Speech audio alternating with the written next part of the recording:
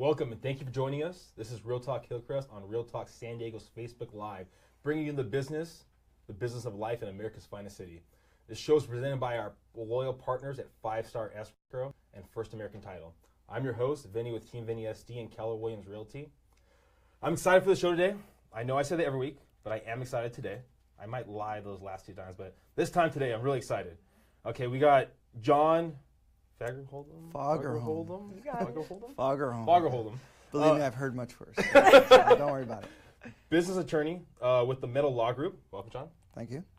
We got Maureen Martin, a mortgage loan originator with JMJ Financial. Yes, that's me. Welcome. Thank you. Maureen.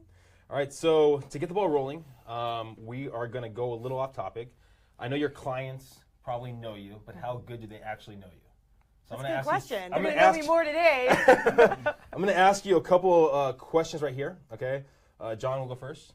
Okay. If we left right now and you found a lottery ticket for $10 million, okay, outside, what would be the first thing you'd do? I would probably disappear for about 6 months simply because I think they announce when you are a lottery winner. Okay. And so you would get everyone asking you for money. Okay. So fair enough. that'd be the first thing I would do. What would you do second thing? Boy, probably Come buy a back on his building boat. somewhere. Come back in town. What would you do? Yeah, I'd probably buy a building in Hollywood or something. Oh, okay, nice. What about you? Wait, how much was it? 10 million. 10 Ooh, million. not enough. Is that Yeah, I was going to say, wait, this I wouldn't building be in able to afford a Hollywood. building so A fourplex in Hollywood. yeah. What about you, Maureen? What would I do? I would, so I'm into animal rescue, and there's such a huge problem with animals down in Tijuana, which is our sister city. So I would definitely want to lay low because I don't want anybody knocking on my door because they would know where to reach me. But I would want to allocate a ton of funds towards saving dogs. I'd feel better doing that first before I bought my $10 million fourplex. Can I change my answer? Yeah. I would give money to puppies too. You would? That's awesome. Yeah. Okay. So I'll be knocking on your door. When Yeah. Besides your own field, law, what other types of industries do you contact mostly? I know you're in real estate also. What other? Well, I'm not in real estate, but I love real estate. Okay. So probably if you were to look at my circle of friends, they would be law, tech, and real estate. Yeah, Okay. for sure. What about you, Maureen? Interesting. Well, I mean, pretty much anybody for me that is looking for financing. So, obviously real estate agents are great for me. Divorce attorneys are good. And people that are looking to buy. So a lot of just the common public are looking for financing. So Why divorce attorneys? Sorry. Oh, Divorce no, attorneys, please. Not trying to be the host here. They got to Please. split their assets in most cases. So there's got to be, and a lot of times I see people that have just been carrying the spouse the whole time on the mortgage, and you got to love that spouse or not, or trust anyways, because if they're still on the mortgage and that guy doesn't make the payment or forecloses, your credit is Also, in the screwed. context of divorce, if one spouse is carrying the mortgage, then the other one's at risk because Yeah, like say the divorce happens and they don't actually refinance off that mortgage, then yeah, they're just hoping and praying that guy's making the payments. I mean, obviously, if they care about their credit, but you said that guy. right, Seems very sexy. Is it? Well, I hate to say it, but it is sad to see like women that get stuck holding the bag when the men leave sometimes, or the women leave. Oh gosh. Yeah, things are changing. I think Things are changing. Yeah, we were just discussing earlier that with the Millennial Generation, or at least I was reading, so other than what I read, I don't have any other proof, but that the Millennial women are making more money and are more educated than the Millennial men. I love that though. That's great. It's so empowering. Oh. You guys. Oh, there you go, Claire. Oh, Claire's a fan. She's like, yeah. All right. If you could have, let's go to you, Maureen, first. If you could have any superpower, what would it be and why? I would like wishes, so I could that seems do like a cop-out. wishes. Why? Because then I could have so many more. But if I had to have anything, I would like to fly. Okay. Just so that I could kind of see a little bit more different vantage point. I think that would be fun. But I really like my first answer, which is wishes. Well, let's just take that one off it.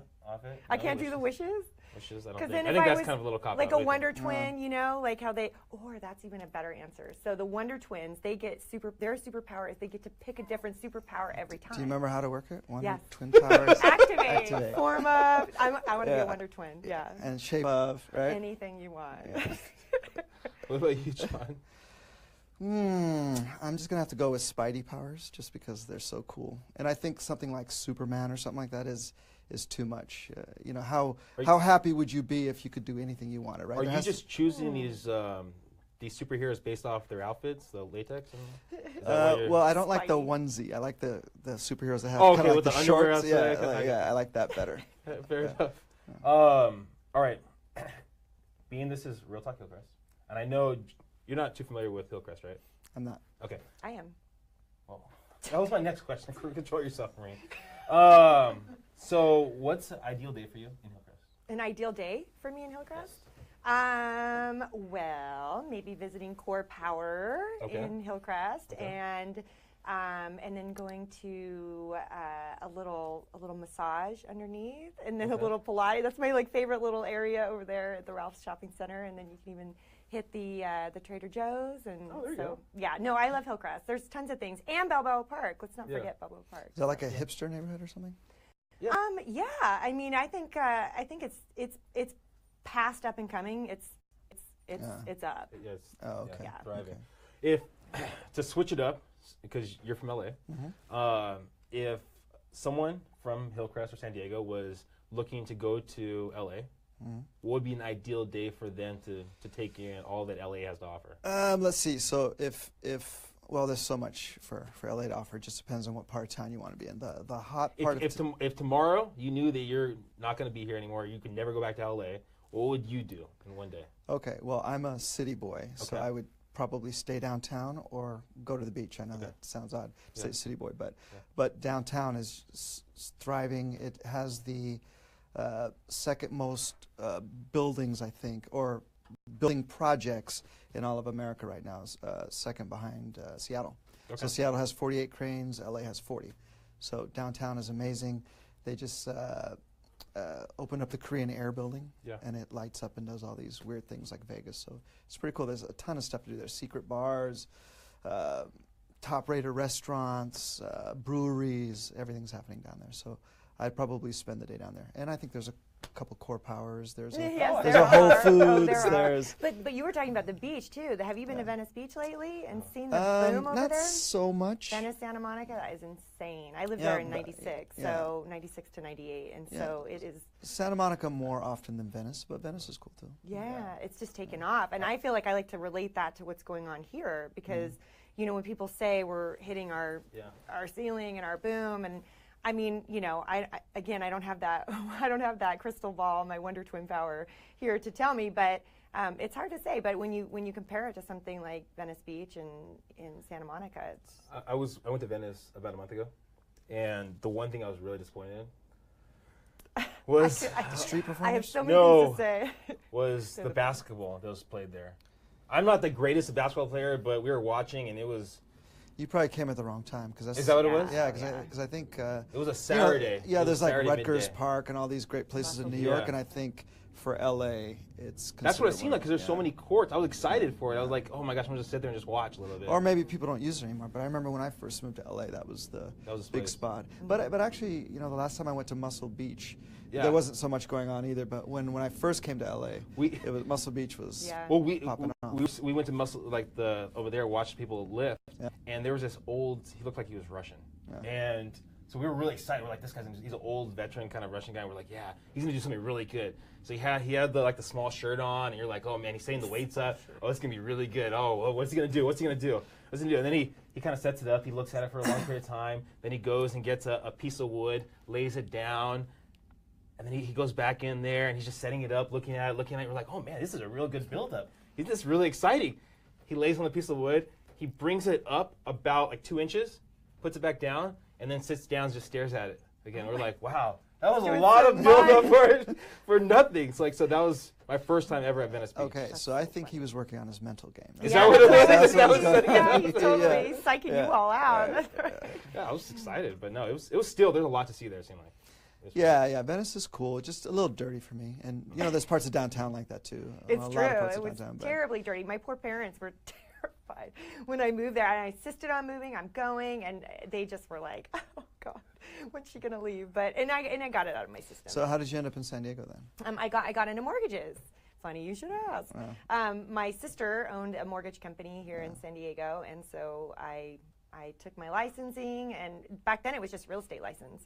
So I got my real estate license, and me and my best friend, we moved to San Diego, and we were going to go just be crazy, and who knows? I don't even know what I was thinking, but I just rolled with it. I graduated college, and I got my degree in psychology, and my parents wanted me to be a teacher or a lawyer. I'm like, ugh. So I ended up getting a real estate license instead, natural, right? And then came down here and started working for my sister, and that was April 1st, 1999. I started working for them. Wow. Well, that brings us back right here. So if you're living in Venice or LA and you want to move down this way, it's a great place to move. It don't really have to is. deal with the dirtiness, as local LAN says. Yeah. Oh, right. Well, my best friend, she stayed three months and took off. She's like, oh, I can't stand But it. that's just Venice. There's great parts of LA. So, Well, but- I liked we're Venice focusing a on lot, people from too. Venice right now that want to Right. come down. and I think San Diego is wonderful too. Yeah. I actually lived here for 6 months when I was in the Navy. Oh, wow. So I'm familiar. They weren't that nice to Navy guys down here back then, though. Is it still like that? Well, not to me. I remember seeing a sign on a yard that said, "No dogs, no Navy guys," or something like that. Ooh, I really? remember, wow, yeah. That would be terrible. Well, Yeah, you know what? Thank you for your service. Maybe guys out there. Yeah. Thank you. Absolutely. USS Nimitz, big shout out. I love my veterans. Now, this is our real estate minute. Do you realize that in Hillcrest currently there are 39 active properties on the market, 25 currently pending. In the last 2 months, 42 properties have sold. Right now, last show, we had about 33 properties pending. We had more actually properties pending than we did actually active. So we're having a little bit more of a whole time days on market. It's looking like. So if you're looking to buy, sell, or even invest, give me a call. 858-345-7829. Now, do you own your own business? Have you ever got sued or scared of the possibility of getting sued? Well, you're in the right place, because we got John over here that can tell us a little about some common mistakes that most entrepreneurs make. John Fagerholm? Fagerholm. Fagerholm. It's Swedish. Really everybody. bad. Yeah, it's a Swedish attorney. Sorry. No, I'm not a Swedish attorney. It's a Swedish last name. Okay, you have a really interesting backstory. Can you walk us through? I know we kind of talked about it briefly before. What part of the backstory? How far That back do you want to go? Well, let's do a little brief synopsis. So you were part of a group home, correct? Yeah, myself and my two brothers grew up in a group home Okay. in Denver, Colorado. Okay, and then you basically for one day you stayed at a. Yeah. So you're asking me about like how your I mindset, because how I changed my mindset from Yeah. I mean, I guess people say victim mentality, but I wouldn't say victim mentality. I would say you just don't know any better, right? Yeah. So when I was a teenager, for Christmas, we got to go to so they placed us in different homes, and me and my two brothers ended up in this beautiful mansion with this couple that didn't have kids, and we spent Christmas with them. And I remember driving up on the van, and there was a Ferrari in the driveway and this big, beautiful home, and I was fascinated by the guy. He looked like Ken, and he was just, one of these guys, if he walked in the room, everybody would go like, oh, who's that guy, right? So while my brothers were playing with toys, I started a conversation with them. And my mindset back then, just because of where I was from, was that you're born into wealth, right? And so I started saying things like, you're so lucky to have been born with money.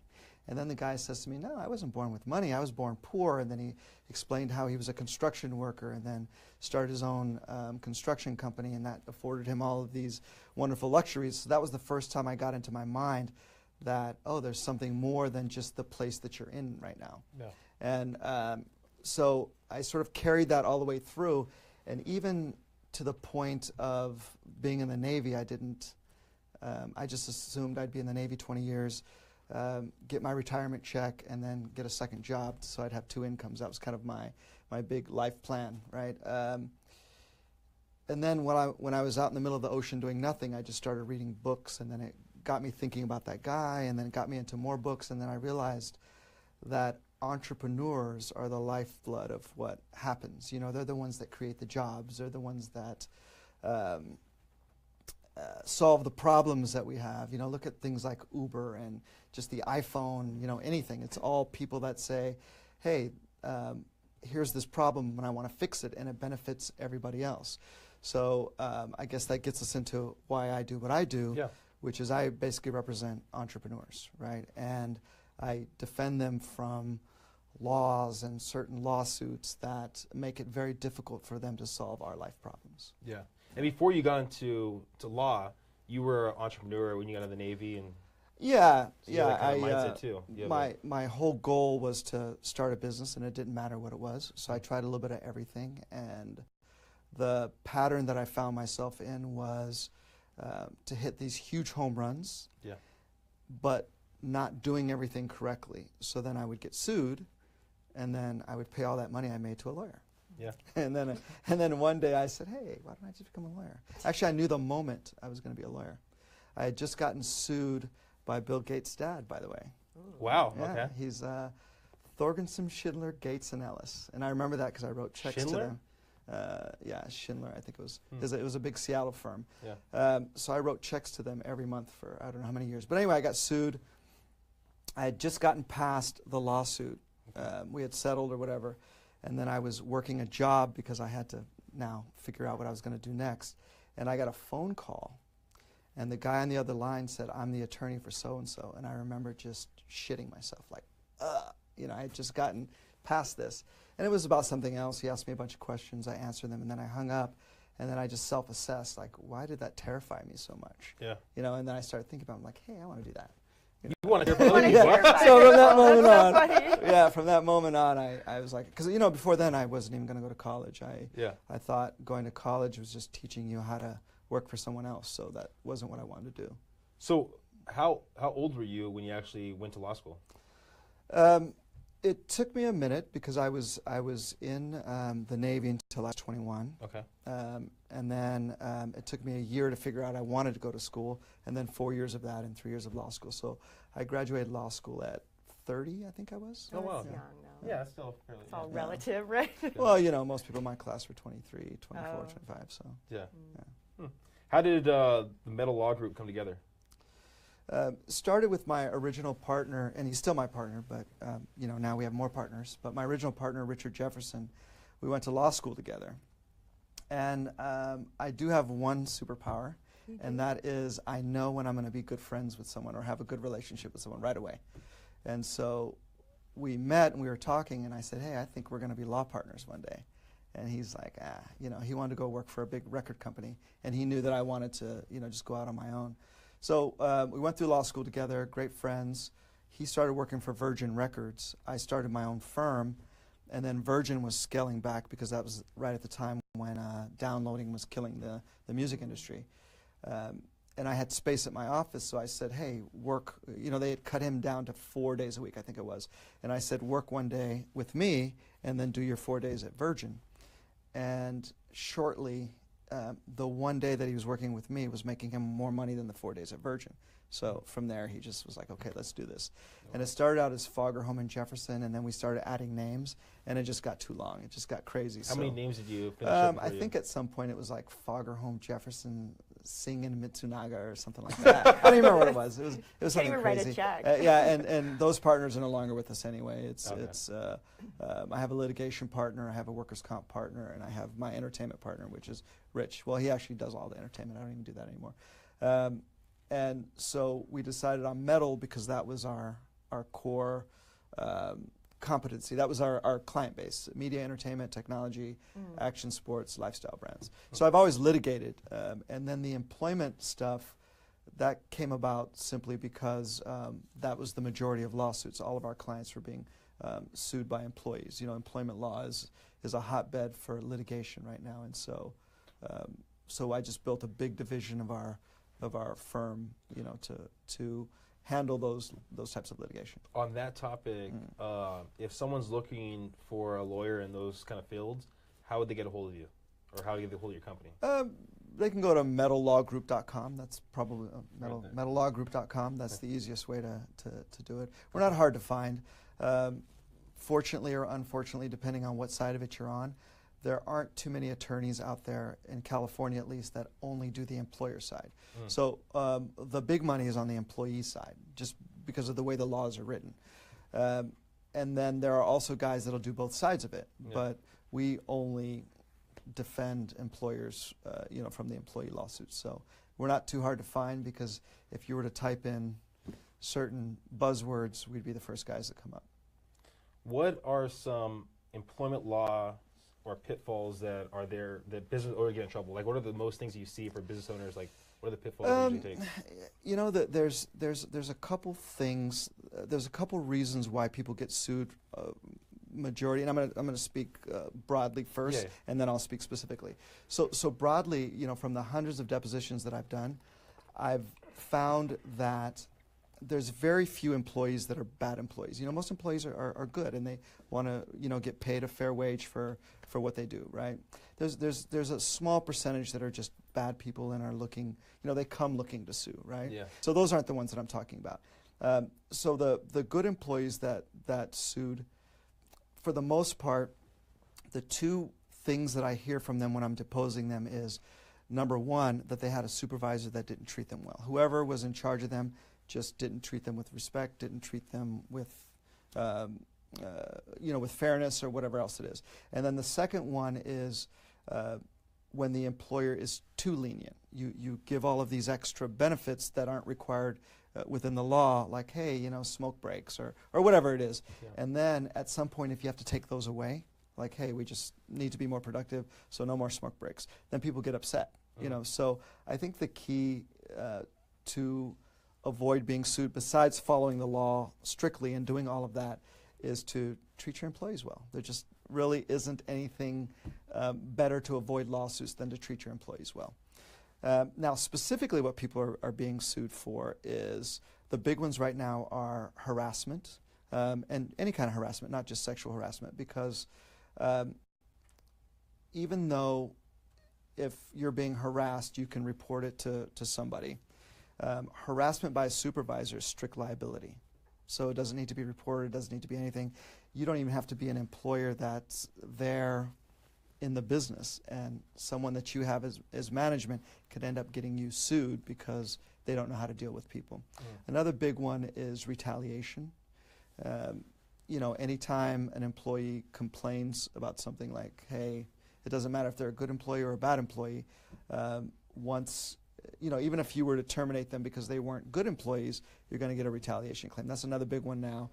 And then everything else, wage and hour. But you don't get so much of those anymore because people have been sued enough for those types of things. So now it's small things that you don't know are a problem. For example, you can't combine lunch breaks with 10-minute breaks and say, okay, I'm just going to give you an hour. Things like that, because a lot of times the employees want that. But it doesn't matter whether they want it or not. So you have to force them to do it? So they have to take their 10 minutes? Yeah, you have to take your 10-minute breaks. You have to take your lunch breaks. It should be mandatory.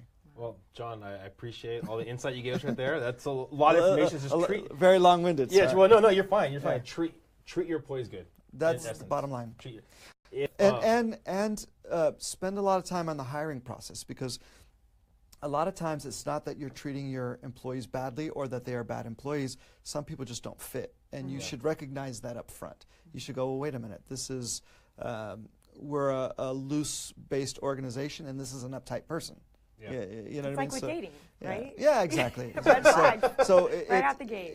People don't take the time they should, especially for jobs that are minimum wage or a little bit above minimum wage. They just think, oh, anybody can do this, but that's not the point. The point is not whether anybody could do the job. The point is, do they fit? And if they don't fit, if you've got a joking environment, for example, some people just aren't built like that. Some people don't want to be joked with. Boring. Yeah. Just kidding. So another note we can take that, if you're looking for a job with Marine, Be a jokester. You will be harassed. Be harassed. Thank you, John. Metal Law Group. If you have any information, any questions for John, go to Metal Law Group. Also, if you have any questions, you're watching us live, throw a question down. John would love to answer. If I can. I don't know everything. Most things, maybe 94%. Yeah. We have Maureen Martin with JMJ Financial. Hi.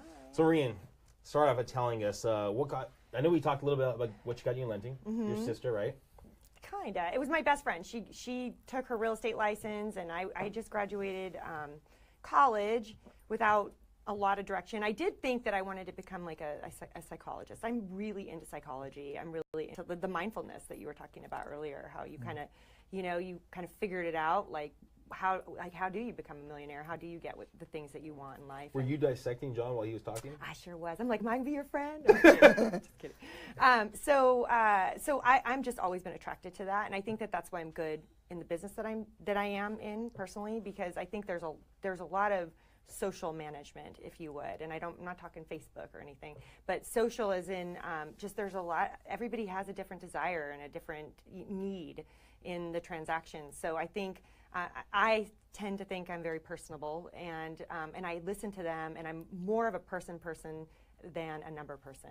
Great with numbers though, but I just think I just understand the process. In the process of getting, as you would know, Vinny, the process of getting a loan or even buying a home is so stressful, and it's even moving is at the top of the stress chart, number one, and then you top things in there with people going through. I get people who have deaths and breakups, and this one gal last year, she'd just gotten was breaking up with her boyfriend, and I almost felt like we just really connected, and I was able to come with her. I just felt like I was able to bring her through the journey, and it was so much more than, I wasn't counseling her or anything like that, but I just related to her, and she related to me, and we shared our stories, and whatever. And she was a veteran who I love the veterans, by the way. They just always call me ma'am, and they're so respectful. I love it. But no, they're just good people, and I love to help people actualize their dreams. Yeah. And dreams of home ownership is financial freedom at its finest. It's if especially the veterans, 0% down, and you can get into something. You've got an affordable payment. Rents are so high right now. Yeah. So you get in. So for all that, that's so gratifying to me. So getting into the business, having my background in psychology, I just felt, it was just so much more to it than just, crunching numbers and, being into the guidelines. That's very critical because you don't want to mess up. So you want to make sure that you know the guidelines, or at least you have your resources for the guidelines, which is why I love the company I'm at right now. But well, I tell people all the time when I sit down with them, I go, there's so much information you're going to get. They're going to get so much, and with everything signed digitally these days, you probably read maybe a quarter of it, 10% of it. So it's like you want someone that's actually going to walk you through it and simplify it for you. Right, and who answers the phone. Yeah. Like I hear people all the time. I do rescue loans all the time. So people, they get told, they're being told that they're going to close in a certain amount of time, and then the guy just disappears, or they get declined or whatever, and then they come to me and they're just like fragile and freaking out, and it's already been so stressful. What was the last lender that you rescued their loan from?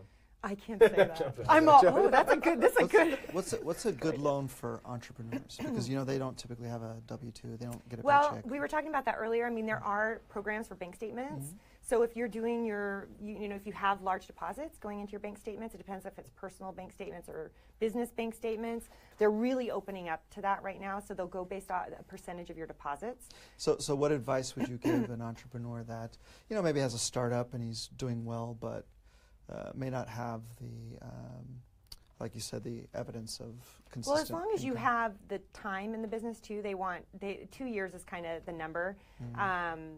So Greenspan wrote an article about how he couldn't get a loan after he had retired because he was doing speaking engagements and getting paid 1099 income. So I personally, because it's been 18 years I've been doing this, and I saw it.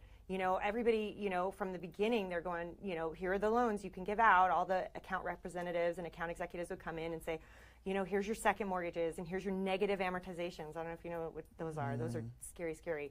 And here are all the different types of, stated income, no asset, all that stuff. And they're telling this young, fresh, new professional that, you know, this is what everybody's doing, you know, 100% financing, interest only, negative amortization. I'm pretty sure I remember 100% negative amortization.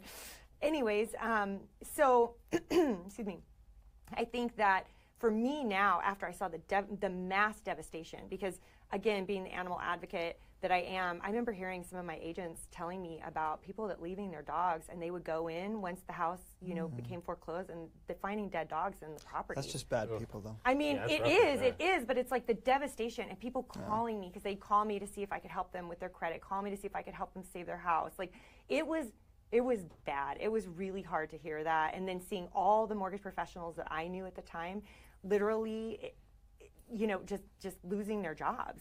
You know, it was sad. It was really sad. So for me to jump, like, I'm super averted to any sort of, you know, loans that are not very traditional. But there has to be some benefit to those loans. And I know what you're saying. The neg ams are not that great. But for example, if the thought is that real estate is going to keep going up, then if that's all you can get into, then well, that was the thought then. Okay. Yeah. Well, that was what I was like. Yeah, that's what. You know, and I've heard some success stories like interest only loans, stuff like that. Yeah, and then you I've seen a couple. I really have. I think in those instances, you're really betting on yourself. That's something you're going to have a life change. It's going to happen in a couple of years where you're able to be refinanced out of it, and the market's going to stay somewhat stable on your pricing. Those are probably going to be the biggest reason, at least. But imagine an interest-only loan. Let's just say, right? Like, you take an interest-only loan out, and for the first 10 years, it's interest-only, but it's a fully amortized loan after 10 years, and it re-amortizes at 20 years. You've never paid the principal down. And then in 20 years, now you have a 20-year term, which is going to be higher than a 30. And if you thought the 30-year was high, fully amortized, you know what I mean? Your payments are going to, even if the rate stayed down, and that's the thing. I think that's for the people that But if you've built equity, you can just flip that house, right? So that's kind of what I'm saying. The idea. I'm saying, is there any scenario where that loan is a good loan? Right. But see, when they were giving them, that was everybody's idea. Everyone was banking on it. They were all banking on their value. And then it dropped, and then they had nowhere to go. I think the idea, and to jump in, but I think the idea is what she's saying is people are saying, well, don't worry about it. Don't worry about it. Just sign this right here. Sign this right here. And you'll be fine. We'll worry about 5 years from now. You don't need to worry about that now. Today's today. 5 years from now, oh gosh, you don't have to. It's so long from now. Oh. But I think like you, that you have a mindset, and people like you that have a mindset of, okay, I'm planning for 5 years, 10 years, 15 years out, are gonna maybe use these loans right here. But and she's actually walking them through. Hey, these are the steps you take when that time comes about. Instead of just the lenders, they're just saying, sign here and let's not worry about tomorrow. So I have a theory. Tell me what you guys think, since you're real estate professionals. I have a theory that if you look at the Vegas market, it'll tell you what everything else is going to be in 6 months. And here's why I have that theory, because I've bought and done things in Vegas so much. That's like my second home. And I've noticed that when a crash happens, it happened in Vegas 6 months before. People are like, no one's coming here anymore, right? And then when things start spiking in Vegas, it's because people start making money, so they start going to Vegas again. And then you can see that it starts going up everywhere else. Any validity to that, or what do you think? I don't know if you guys know the Vegas market, but now I'm going to look. Well, the Vegas market is basically like this. It literally is that. Well, it's a bunch of risk, right? Yeah. I mean, I got to jump in real fast. Maureen, before I forget, how do people get in contact with you? They're looking to buy a house. They're military. They have this VA loan. They don't know what to do with. How do they get a hold of you? Don't panic. No. MaureenMartin.com or SanDiegoHomeLender.com, and there I am. Before I really interrupt you, you're talking on a tangent. Oh, yeah. What else is new? So, yeah, no, I feel like it's like the funny side of me is like in 5 years, Trump's going to have done all his damage, right? So who knows what's going to happen. Oh, gosh, you started the Trump comments. Who knows Trump, but I also feel fake news. Hashtag fake news. I also feel like our values are appropriately where they should be, based on from 2000. And as we go back historically, you know, from my dad is a great investor. He loves the market. He just follows it, real estate, the stock market, all of it. He doesn't invest so much in it, but he loves it. And so he loves to give advice. And he always says to me, Maureen, you know, what was the market doing in 1974, my year, right? He's like, is it, you know, in 1984, was it worse, better? You know, if you keep doing your increments, you keep going up, how better, you know, how is it gone? obviously there's going to be peaks and valleys and stuff along the way, but it does go up, inflation, and it does go up. Yeah. So as we can see from 2000, this is my personal opinion, from 2000 to now, I feel like it's an appropriate jump. Now, we had a real big dip and then a real big spike, so that feels unnatural. But I mean, progressively speaking, based on historical, increases, we're doing pretty good. I mean, people ask me all day long if we're in a bubble. I mean, did you guys see The Big Short? Yeah. The movie The Big Short. That's I loved amazing. it. That was my life. I think I gave that stripper her loan. Just kidding. But no. But anyway, so I feel like they were doing these loans. Everybody was doing these loans, and they weren't based on anything of substance, if you would. So from 2009, when the market dropped, basically the only loans that were available were, conventional FHA loans. So you had to qualify based on their guidelines, which they have these risk factors and guidelines for a reason. So because they, it has to do with, who defaults and who doesn't. So I feel like, basing everything on these particular, new guidelines, I don't see that we're going to lose our butts like we did before. This is my opinion. I feel like people are going to still lose their jobs. Houses are still going to foreclose, but it's supply and demand. Well, that's. I'm sorry. Go ahead. Well, we're getting the sign. We got to wrap it up. Oh, okay. It was very exciting. So exciting! So exciting. Yeah, this topic. We'll have to do. This could, we'll have to do a Plan B. We're gonna have to do a series, a Netflix series. Wow. Anyways, Maureen, one more time. How do people get in contact with you? MaureenMartin.com or SanDiegoHomeLenders.com. John? info@metallawgroup.com. If you're looking to sell, buy, or invest in real estate, give me a call and give Maureen a call too. 858-345-7829. This is Real Talk Hillcrest. Join us every first Wednesday of the month. Every fourth Wednesday of the month at 1 p.m. Real Talk Hillcrest. Thank you guys. Thanks for having us. Yeah, I appreciate it. Yeah.